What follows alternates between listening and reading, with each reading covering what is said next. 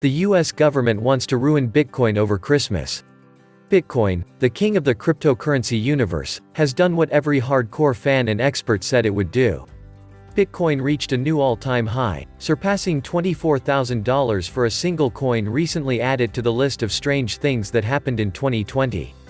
The accomplishment is all the more spectacular not because Bitcoin needed nearly 3 years to top its former record, but that one single coin was trading for less than $4,000 in early March when pandemic fears crashed every single market, including cryptocurrencies.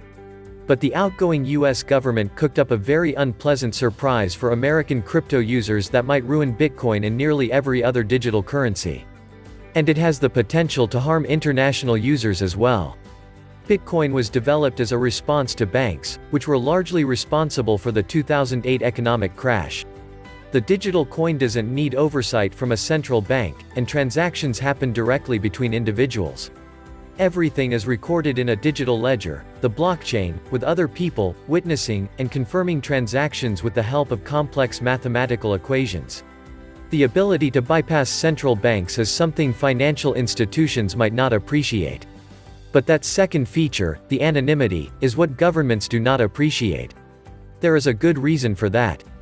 Bitcoin can be used to fund illicit actions, including terrorism, drug deals, and similarly nefarious actions. The vast majority of users do not engage in any of that, but law enforcement can't actually track the ones that do because of said anonymity features. They concern digital wallets, which are used to store cryptocurrencies.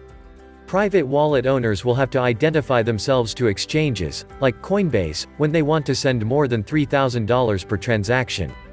The exchange also has to collect information about two private wallet holders doing business and store all that information. On top of that, daily transactions exceeding $10,000 will have to be reported. Exchanges will have to run more or less like banks if these regulations are adopted, which is hardly what people developing decentralized blockchain-based ecosystem would want. Exchanges already encourage users to get verified by identifying themselves, but that's optional up to a point. Having them verify personal digital wallets would add a whole layer of complexity to their jobs. Not to mention that exchanges do get hacked as well. In addition to digital assets, hackers might also be interested in stealing more user data that could serve additional purposes. Things can get even worse. Because the government would know who owns a private wallet, and all the transactions are recorded inside the blockchain, they would have access to all the transactions associated with that address since the dawn of Bitcoin, or whatever coin you might be using. If passed, the regulations could also impact international crypto exchanges and inspire similar measures from other governments. There will be ways to hide your tracks if the transaction passes, like setting up multiple private wallets to obfuscate transactions. But this would add a layer of complexity to one's crypto habits as well. Any mistakes resulting from these complications can't be undone. Regulation or not, blockchain transactions are still decentralized. Coinbase is already protesting the FinCEN decision to allow only 15 days for comments. The exchange is asking for a 60-day review period. The F has also pointed out that the US is looking to increase its surveillance over digital transactions.